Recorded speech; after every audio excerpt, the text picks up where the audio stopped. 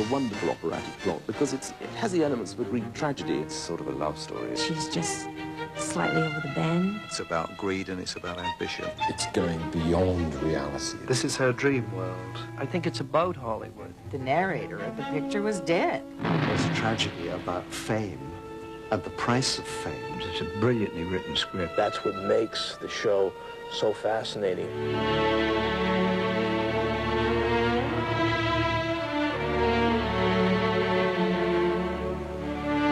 Tonight, a story from the golden age of Hollywood.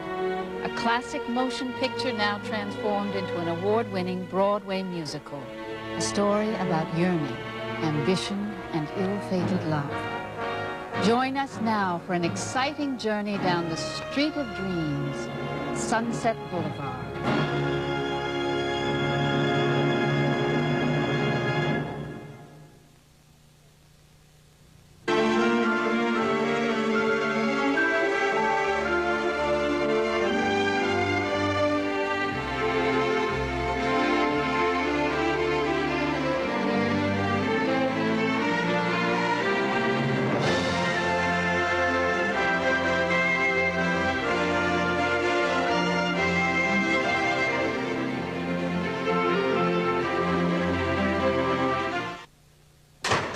The spotlight of fame has illuminated the faces of many great actors and actresses of the past.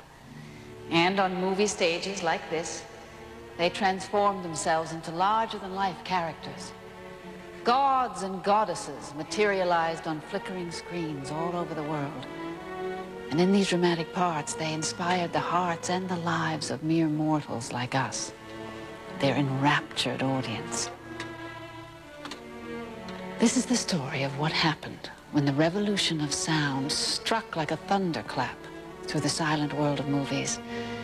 And for many of Hollywood's greatest stars, the dreams, the glory, and the fame came to a career-shattering end.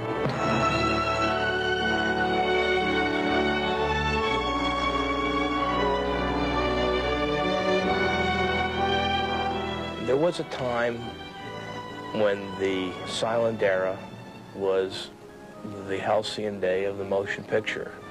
And then 1927 happened, and Al Jolson made The Jazz Singer, and the world changed for all time for motion pictures. And all of a sudden, these incredible stars who were in their prime in the 1910s and 20s began to fade. And the tragedy of having such a powerful position before the public and to lose that in the sweep of a whole new form of motion picture dissemination and production provides a fascinating backdrop for a wonderful mystery involving a desperate writer and a desperate actress. With exaggerated gestures, the great silent stars created characters that inspired marvelous imagination. Sound changed everything. Gods and goddesses suddenly had voices. But in many cases, the public rejected what they heard. Movie audiences turned away from the very screen idols they had once worshipped. The business of being a great star involves people deluding themselves to an enormous degree. And when the stardom goes away, and when it's caused by something as fundamental as the coming of sound, the public easily understands that's a very sort of tragic situation. Once upon a time, not long ago, the head of any studio knew how and when to play his aces. Now they put some talentless unknown beneath their sacred microphone. We didn't need words. We had faces. Within a few short years, a silent image was all that remained for many of the greatest stars. Valentino was no more. Fairbanks was gone. Mary Pickford gone. Norma Talmadge, Pola Negri, and Norma Desmond, the central character in Sunset Boulevard, suffered the same fate. But for Norma, the dream never ended. We all know the story of a faded star who's trying to claw back some of that glory she had. And having been raised in show business all my life, I know a lot of people who have been in that spotlight all too briefly. And it's very, very sad. I think Sunset Boulevard is one of the great tragedies ever written. And it touches lots of emotions that aren't usually spoken about or sung about. With one smile, I'm the girl next door. Oh, the love that you hungered for. When I speak, it's with my soul. I can play any role. It was the drama of what happened to those wonderful screen heroines that inspired the great Hollywood director, Billy Wilder, to create the fictitious Norma Desmond in his award-winning 1950 movie, Sunset Boulevard. There was a time in this business when they had the eyes of the whole wide world. But that wasn't good enough for them. Oh, no. They had to have the ears of the world, too. So they opened their big mouths, and out came talk. Talk, talk. The power of the characters Billy Wilder creates is testament to his extraordinary talents as a writer and a director. Double Indemnity, Lost Weekend, Stalag 17, Some Like It Hot, The Apartment. His track record of hits is unquestionably impressive.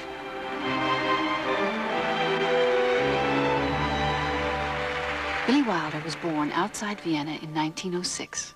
He worked as a journalist before moving to Paris, where he took on a variety of writing assignments. And then he also, for a stretch, was a gigolo, sort of dancing with older ladies in the dance hall and so forth, 10 cents a dance or whatever, and stuff. I would love to have seen that. Oh, God. Billy Wilder was struggling to make a living in Paris when, in 1933, a cable arrived from California. Columbia Pictures liked an idea he had submitted. They offered $150 a week and a one-way ticket to Hollywood. But he came because he loved the idea of Hollywood. And I think he had gone through all that humiliation and difficulty that you have as a young writer, especially one whose first language was not English. He's busy. They shot my screenplay. Isn't that great? No, they shot the thing dead. Billy arrived in Hollywood only a few years after the movies had made the transition to sound. The studios were bursting with creative enthusiasm for this newfound art form, and Billy fit right in. I just love Hollywood. Hi, Mr. Gillis. You look great. I'm up for an audition. Sheldrake is driving me insane. Don't forget me when you're casting. I was always inspired by Billy's work. He was not brought up in Hollywood, so therefore I think he always had that kind of cynical European, sophisticated Germanic view of the place. This is Sunset Boulevard, Los Angeles. He's very perceptive and I think quite psychologically sophisticated. Billy Wilder was shaped by all of these things in Europe and the change that came over Germany. Almost everyone had a plan for better days. You know, he beat the book burning by about 48 hours or something. He just about got out in time, and his mother and father didn't make it. He lost them. By 1944, Billy Wilder had created what many consider to be the prototype of the film noir genre. Double Indemnity projected a mood of existential alienation and paranoia, which reflected the attitude of many during those troubled times. You'll investigate. You'll have you shouted. You'll watch every minute from now on. You afraid, baby? Yes, I'm afraid. Billy Wilder had transformed the film noir genre with Double Indemnity. He, you know, the moral complexities of that are in a way comparable to the complexities of Sunset Boulevard. He had this ability to immerse himself in the culture of his choice immediately. Have some pink champagne and caviar when you go visit with a star. The hospitality is stellar. This is where you're living. Yes, it's quite a place. Sleep 17, 8 sucking tubs, a movie screen, a bowling alley in the sun. He was the master of the film noir, and what comes through the work is Europeanness, that feeling of him being part of the American scene and yet outside it, observing it. Now, if you know what's good for you, you'll turn around and walk out again, and walk fast, and don't turn back. Film noir actually is a European approach to American filmmaking. It gives it its style. There's a dark side and a cynical side and also an objective side to film noir. In particular, in Sunset Boulevard, showing a kind of Hollywood that Hollywood wouldn't want to have projected about itself. Well, as long as the lady's paying for it, why not take the vicuna? He's a marvelous writer in all sorts of ways. The plots are always very, very strong. The characters are always fascinating. The dialogue is always very pungent. Aren't you Norma Desmond? You used to be in pictures. You used to be big. Full of memorable one-liners. I am big. It's the pictures that got small. Gives Billy Wilder the Golden Globe. He was Prussian about his need to have the control exactly as he had envisioned it in the script. Not since the Marx Brothers, so much comedy. Not since the 7-Year Itch, so much Maryland. I remember distinctly saying to him, Billy, I've got an idea. He said, no, you don't. I said, what do you mean? He says, I don't want to hear it. I said, you don't? And so I was kind of hurt and thrown. And he said, no, I don't want to hear it. I want you to do it. Good night, sugar. Good night, honey. The females in Billy's pictures are usually the ones that around whom everything revolves. So that the woman is usually the, I would call it the real and bass clef. And the men are the scintillating sort of crescendos and colorful canvas. She's quite a character, isn't she? That Norma Desmond. Billy Wilder has never drawn back from being critical of us and himself being us. In Sunset Boulevard, there was a great deal of irony and bittersweet attitudes towards the business. Laurels for Sunset Boulevard, for which Charles Brackett, Billy Wilder, and D.H. Marshman Jr. received Best Story and Screenplay Oscars. He was a genius, I think, one of the really great figures in the history of the cinema. Contrary to a lot of his work, Billy can be very sentimental. I know that he can personally, so therefore, that's the man.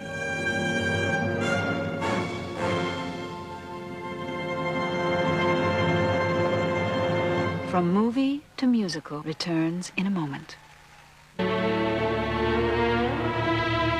Somehow Sunset Boulevard just touches a universal theme that is unusual for a film noir, I think, because, as I say, it's about greed and it's about ambition and it's about second chances. I'm expensive. I get $500 a week. Don't you worry about money. I will make it worth your while. Billy Wilder said, I have 10 commandments. The first 9 are, thou shalt not bore. And the 10th is, thou shalt have the right of the final cut.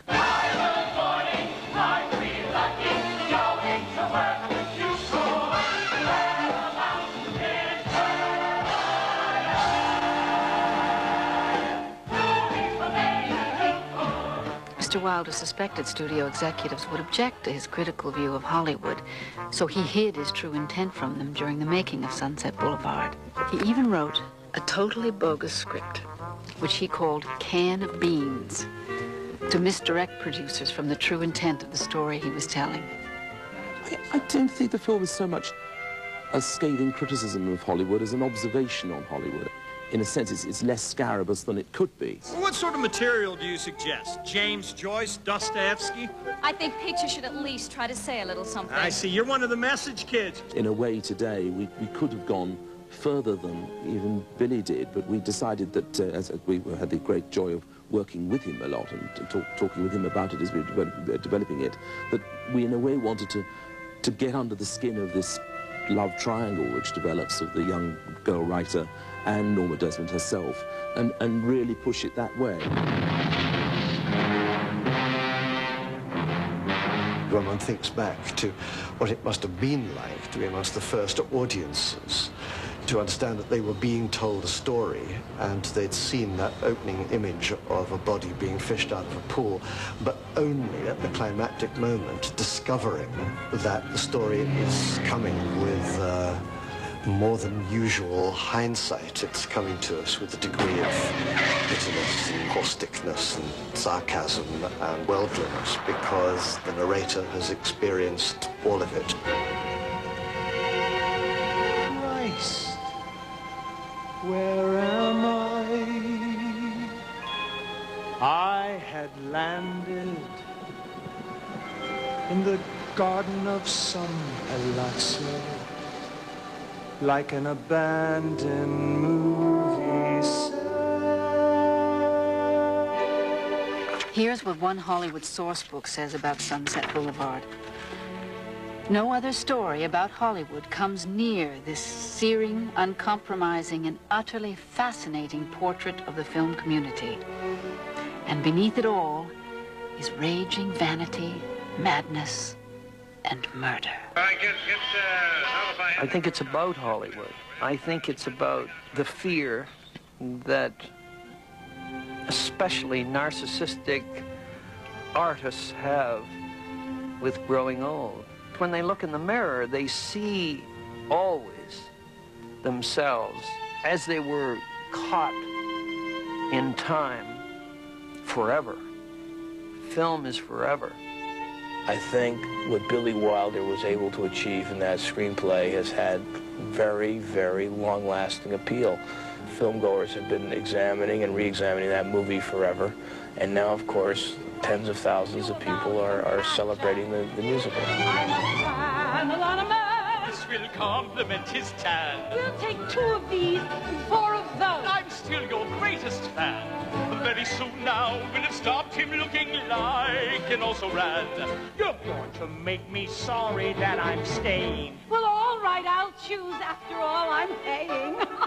We owe a great deal to Billy Wilder. He did a lot of our work for us. We knew straight away where we would begin it, where we would end Act 1. And we also knew how mad it would be at the end of it. It's just a question of degree. I never meant to hurt you, Norma. Oh. You've been good to me. You're the only person in this stinking town that's been good to me. I was very concerned and right from the start said to Andrew, because we could have done anything with it. We could have updated it. We could have made it about a singer. We could have done whatever we liked to. We could have taken the basic skeleton of the plot and done what we liked to it. But I said to him very early on, look, this is a masterpiece. You mess with it at your peril. You start to tinker with it, and it'll fall to pieces. Happy New Year. Norma, I can't take this. Oh, shut up. Open it. Read what it says. One could, of course, taken Sunset Boulevard a completely different direction and made it far more of an observation on Hollywood and far more acid in one sense. But I didn't particularly want to write that. It didn't seem to me that that was particularly interesting because it seemed to me that the character of Norma and the tragedy of the piece was much more exciting to write about than to push it along the lines of, you know, just being a sort of observation on Hollywood, which has been done before many times. Sunset Boulevard is a work that has exactly the same structure and format as a Greek tragedy. It has a very small number of foreground characters and a large chorus of performers who both present the story and observe the story.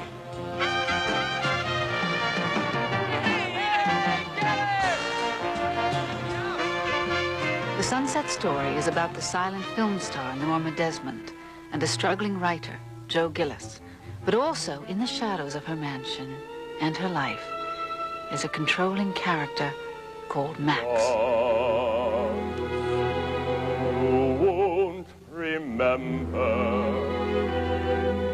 if you said Hollywood, as was a face you'd think of.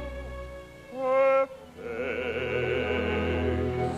on Max von Mayerling is a self-creation. He's a German who had skill at filmmaking, who's arrived in America, but just like Erich von Stroheim, who arrived in America as Erich Stroheim, and added the von to give himself Prussianness and aristocracy and some sort of sense of militaristic command, because what you want out of a movie director is the idea that you're employing the general. All right. Cameras. Max von Mayerling is a version of that. He's a fabrication. He built himself up to have that kind of authority, that power over people's lives. She's half forgotten, but it's the pictures that consume. She is the greatest star of all. When Joe Gillis walks into the picture, he's a little bit of a loose cannon, and Max does not control that relationship the way he has controlled other aspects of Norma's life. Yes, sir? Who the hell do you think you are? Bringing my stuff from my apartment without consulting me first? I have a life of my own, and you're telling me I'm supposed to be a prisoner here? I think perhaps, sir, you will have to decide to abide by the rules of this house. That is, if you want this job. If you will pardon me, madame. You see how much he cares about Norma. The shadow over the left eye is not quite balanced. You see that he loves Norma. He says, I will never allow her to be destroyed. Never. That is his mission in life. This is Norma Desmond. Well, Max is a gift, of course. He's a servant to Norma. But we find out so many wonderful things about him. So I'm not going to give the game away on this program, but as it unfolds, there are many surprises, and he is a very important character.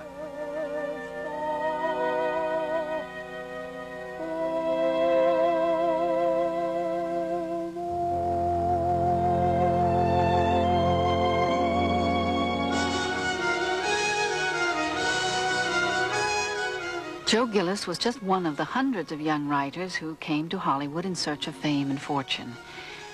He had no idea what tragedy would engulf him when he fell into Norma and Max's secluded life. Sunset Boulevard, headline Boulevard, getting here is only the beginning.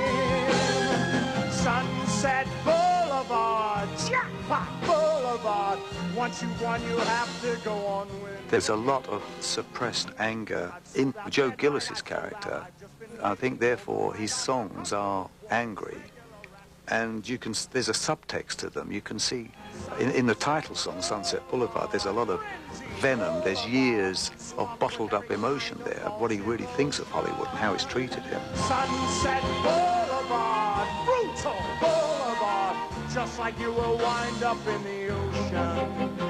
What's interesting about the story is he's ensnared in this trap that he doesn't realize is happening until it's too late. Would be a good place for you to go. I just love Hollywood. In the second act, he's trying to rectify all the mistakes that he's discovered that he's made and to restore his own self-worth. The boy has to make a choice, and when he takes his final move, and that's probably the most courageous thing that he's done in his life up to that time. That is, in a sense, the tragedy of the whole piece. It's the inevitability of what's going to happen, I feel, that makes it exciting.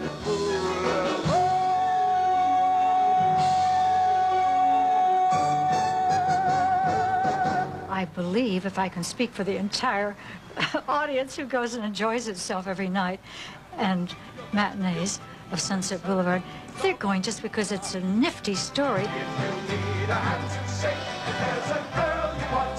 And probably identify more with the man-woman aspect of her clutching this young man and of him using her. That's the real story. And gracefully accept the role you're playing. You learned every cent the lady's paying. And why not have it all?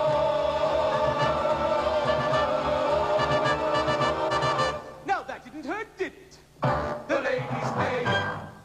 Who's Norma?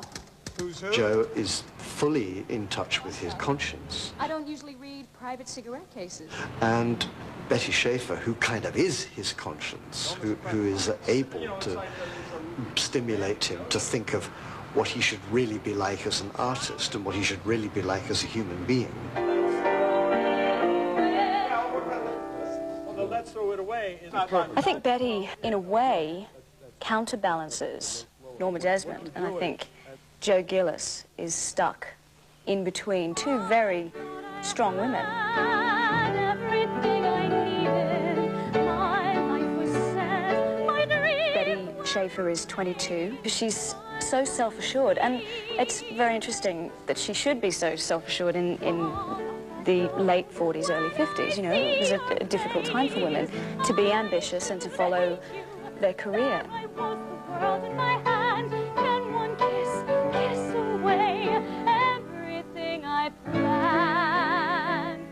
We did have to make more of Betty because she had a very small part in the movie. And that worked out very, very well because there you have a classic case of Joe Gillis really wanting love in the Betty Schaefer character and the emotional collision of being king of the Beverly Hills. I can't control all the things I'm feeling. We're floating in midair. We are those, well, we're too much in love to care.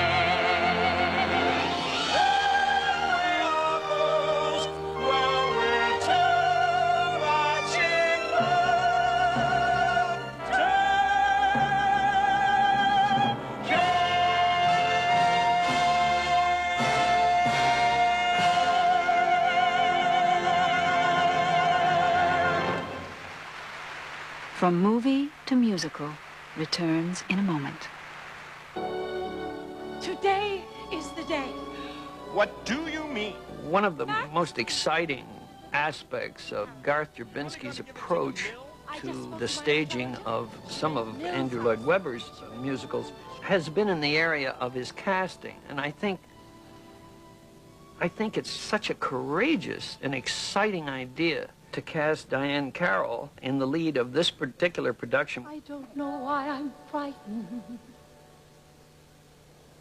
I know my way around here.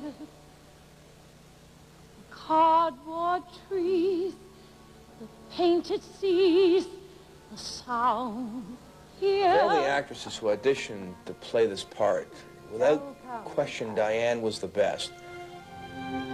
Her many years of experience as an entertainer give her a remarkable and unique insight into Norma's character. Her powerful singing voice is full of the history of her life in show business. I'm working with somebody who is fantastically intelligent, fantastically sophisticated, extraordinarily experienced, amazingly skilled, who understands deep down in her nature about royalty, about grace. I'm working with somebody who's been nominated for an Oscar for her acting. I'm working with somebody who's won a Tony. Now, what you are trying to say to me is that you don't want me to love you. So say it. Say it. Very fine actress, a fine singer. I think that it's a very interesting choice. I mean, it's one that the creative team took very seriously. The fairy tale adventure in this ever-spinning playground. We were young together. Non-traditional casting is relatively new in Canada. I cast Diahann solely on her ability to perform this role, regardless of race or ethnicity. The Broadway theater has a long history of such casting. I'm staying abroad. I'll be back where I was born to be. It's a big role because it's a diva part. It also is a role that had received a certain amount of acclaim, and I wanted to see what I could do with it. Norma Desmond is the concept of Billy Wilder's imagination. So I do think that there's an enormous responsibility there. Gloria Swanson started in the movies in the silent days. The role in Sunset was, for her, a triumphant return to pictures after a number of years in relative obscurity. Billy Wilder's film rekindled her extraordinary popularity far beyond Hollywood. Here's Gloria during the building of the Toronto subway in 1950. I once talked to Billy about Sunset Boulevard, and I asked him who was his first choice. And he said Mary Pickford. And Mary Pickford, as you know, was the Canadian actress who was the great silent screen goddess. Mary Pickford turned Billy Wilder down because she thought that the script, Sunset Boulevard, was making fun of her. The rumor is that he next went to Mae West, and Mae West turned him down. I think there's something particular to the 20th century, that there's a tragedy about fame and the price of fame. When Norma becomes overwhelmed by that notion, we taught the world new ways to dream, she's not exaggerating. She was part of a tiny group of people who changed the world. There was a whole new art form that was invented. It did come from nothing. They did experience a degree of fame and importance and scrutiny that no other people in their field had ever had to cope with. They led very protected lives in those days. All of the studio stars in the 20s and 30s and 40s were actually prisoners of the studio, and it was the bird in the gilded cage syndrome. Paulette's putting on her war paint. In the early days of movies, it was pre-television. It had enormous novelty value. They were successful in a way that's quite difficult to comprehend even now. Hello, Mr. DeMille. A small group of people like Norma, who were the first worldwide movie stars, were the first lay people to experience that notion of royalty.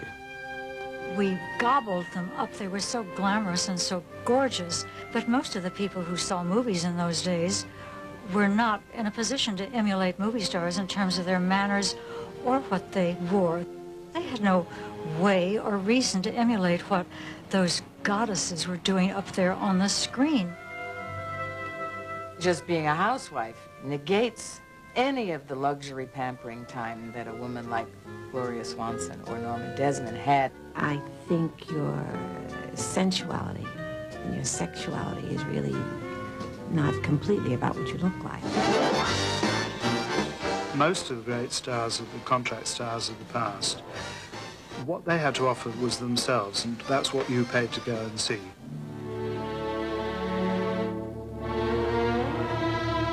The image of a screen goddess was often defined by the clothes she wore. Gloria Swanson was just one of the many stars dressed by Hollywood's legendary costume designer, Edith Head. Edith Head was actually a friend of mine, and I admired her and was very fond of her. And I knew that she would have found wonderful solutions to the problems. I think that her great gift was celebrating the essence of actors. She would find out exactly who they were. She knew them all, she was a friend of all, and she would do things so that she made them look good. You didn't look at the things straight off and say, what a marvellous dress, what a marvellous suit, what a marvellous outfit. You thought how beautiful they looked.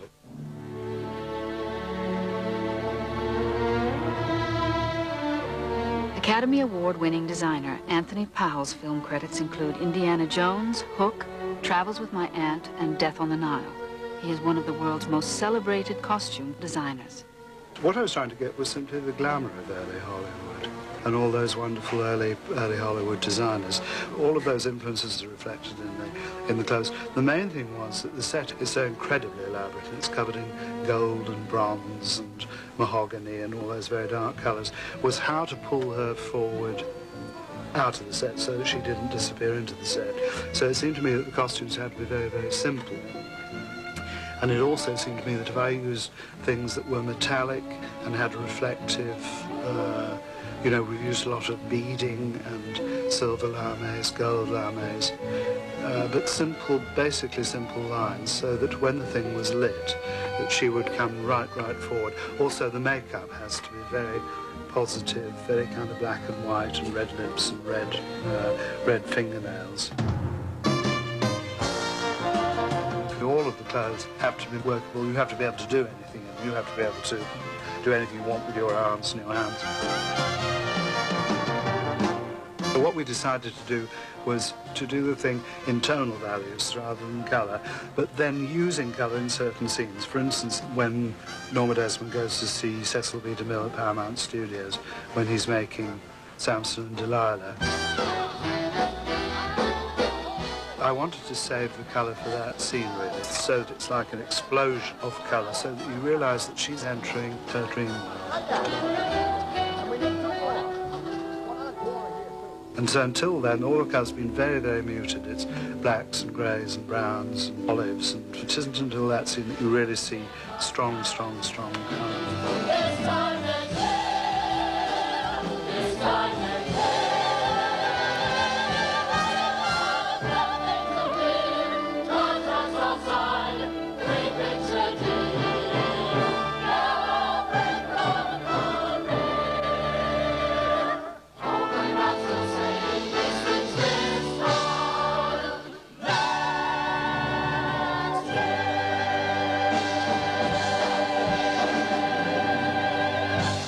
From movie to musical returns in a moment.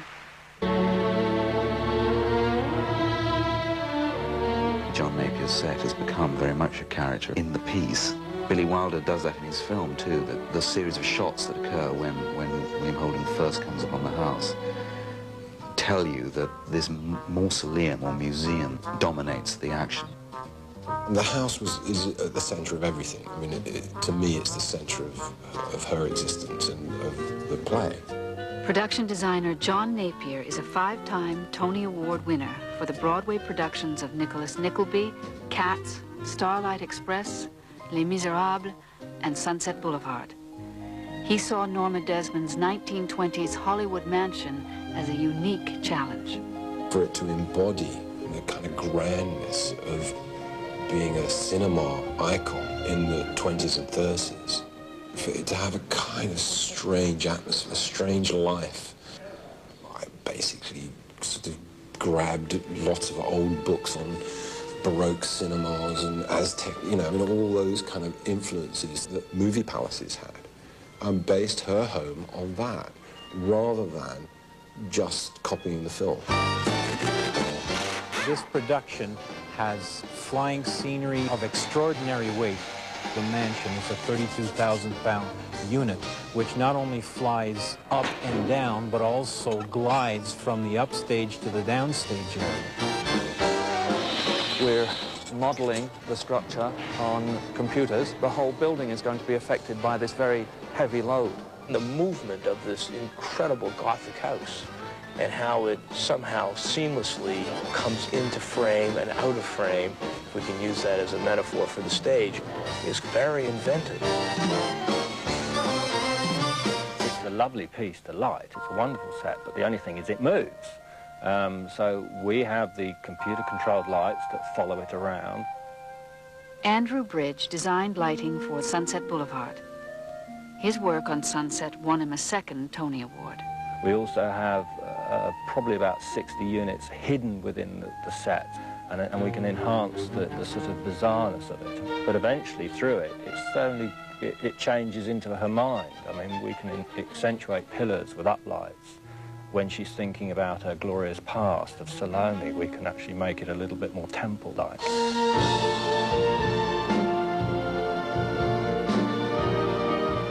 In design terms, returning to Paramount Studios has to be on a sufficient scale of spectacle and excitement to live up to all of the things that Norma has always believed in. A lot of people refer to the mechanics of sets, or a particular favourite is the weight of sets. It's got very little to do with nuts and bolts and the amount of weight lifted or whatever. It's actually what people see. Isn't it strong? There in the dark, up on the screen, where I belong, we'll show them all. Nothing has changed. We'll give the world new ways to dream. And Andrew can go from the intimate to the cineramic in very short order, as we see in Sunset Boulevard. It's my job to make sure that the audience is taken from A to B in a straight line and not dumped somewhere along the way. Good morning, aren't we lucky, going to work with Q-Corps? And I find construction so important. I think construction is the most important single thing in musical theatre, other than melody. It seems to me to have the size and scale and romance of, you know, a great 19th century opera. I think Andrew Lloyd Webber is a kind of a modern Puccini. He has a great sense of opera. He has the ability, I think, to tell a story in a recitative style. And so his musicals rely less on dialogue and more on music. I thought I had everything I needed. My life was set, my dreams were in play. Prokofiev is a great composer who is sumptuous and wondrous in melody. And Prokofiev is a great hero of Andrew, just as Puccini is a great hero of Andrew's, and you can find influences of both in his work. He doesn't just play the piano for you and give you the main tune. He will sit at the piano and he'll say, and he's playing, and he will say, this is where Norma is on top of the balcony and she's coming down, and then he's playing all the time. And he's playing this sort of magnificent aria, and then there's dialogue, and he sort of shoehorns you into the moment. He hits the drama, he knows how to move the story forward with his music, but he inevitably succeeds in finding those one or two ballads every show that will become standards.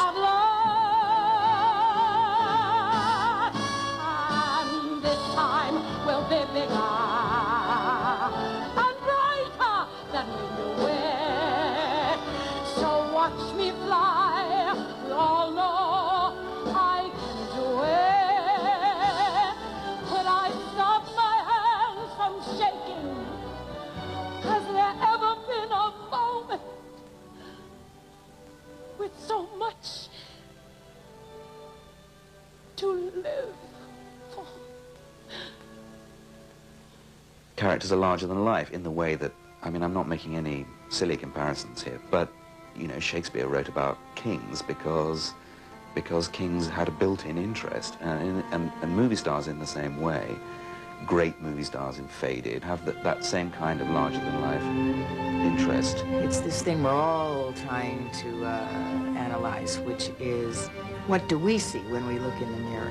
Why do we wear turbans if our hair is thinning? Why do we run up and down stairs in order to seem that we're young? Why do we have monkey music boxes from the past because some lover who meant so much to us gave it to us? Why? Why? Well, that's what most people do.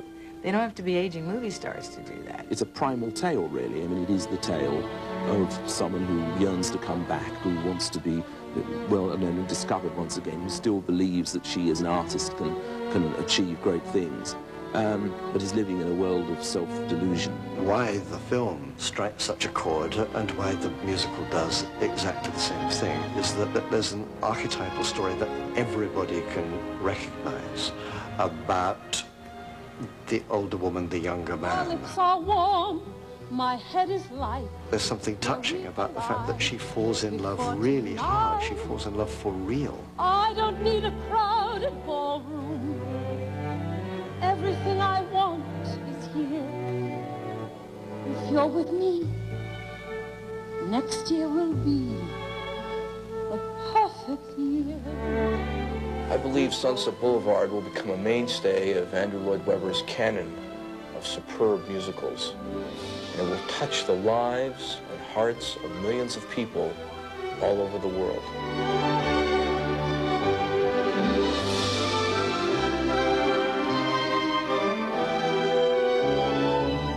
The Sunset Boulevard story may evoke comparison to Greek tragedy, Gothic romance, even 18th century grand opera. But maybe what it is just a good 1940s melodrama.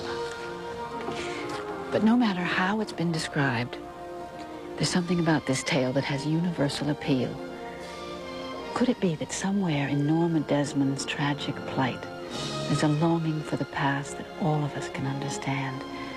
A yearning for that youthful time when, like the flickering shadows of those gods and goddesses, each of us could be transformed into the image of what we once were or could become.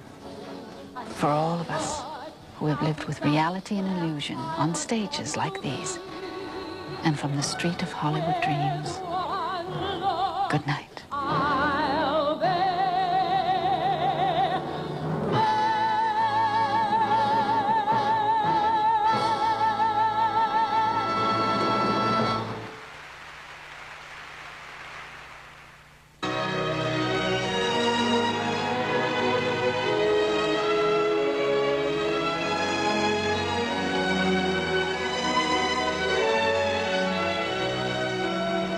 Andrew Lloyd Webber's Tony Award-winning musical, Sunset Boulevard, starring Diahann Carroll, is now playing at the Ford Center for the Performing Arts in the city of North York.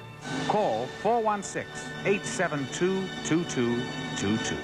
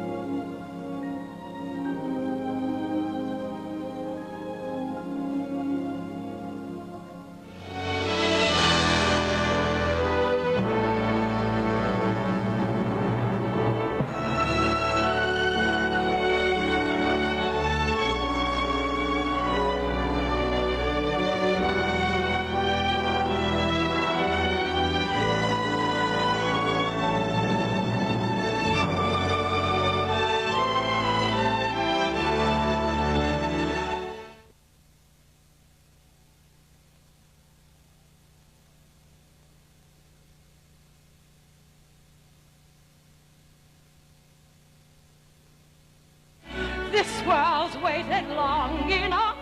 I've come home at last. And this time will be bigger and brighter than when you were. So watch me fly. We all know I can do it. When I stop my hands from shaking, has there ever been a moment with so much to live for?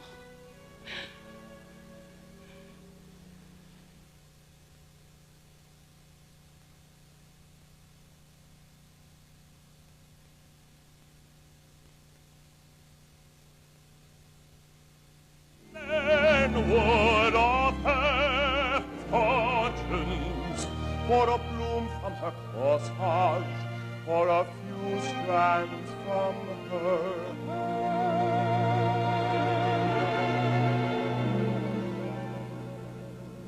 Good day, she's half forgotten, but it's the pictures that cut smoke. She is the greatest star of all. There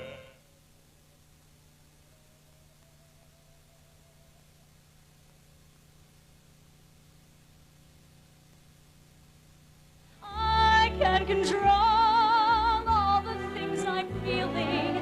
I'm floating in midair.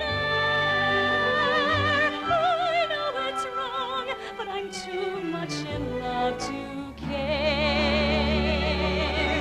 I thought I had everything I needed. My life was set. My dreams were in place. My heart could see way into the future. All of that goes when I see your face. This is crazy. You know we should call it a day. Sound advice. Great advice. Let's throw it away. I can't control all the things I'm feeling. We're floating in midair. We are fools. Well, we're too much in love to care. We are fools. Well, we're too much in love to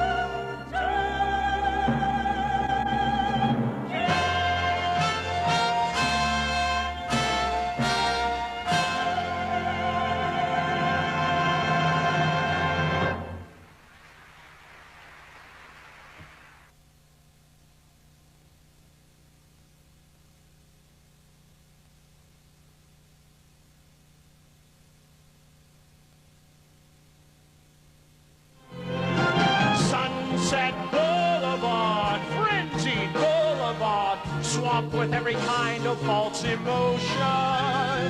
Sunset Boulevard, brutal boulevard, just like you will wind up in the ocean.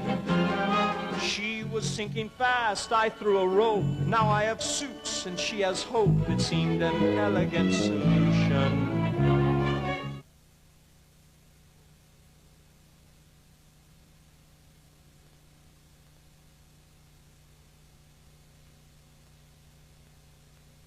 Let's have lunch. Hi, Mr. Gillis. You look great. I'm up for an audition. Sheldrake is driving me insane. Don't forget me when you're casting. We should talk. Gotta run. Let's have lunch.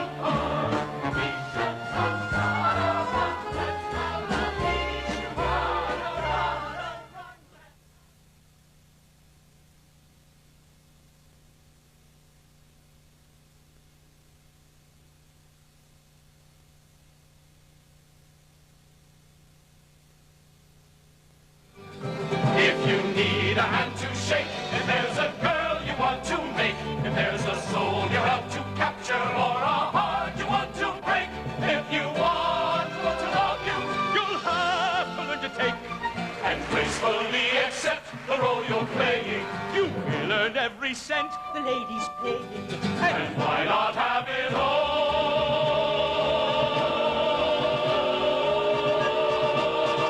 Now that didn't hurt, did it? The lady's paying.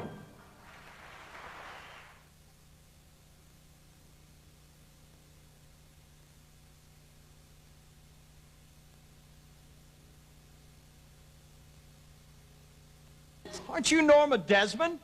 You used to be in pictures. You used to be big.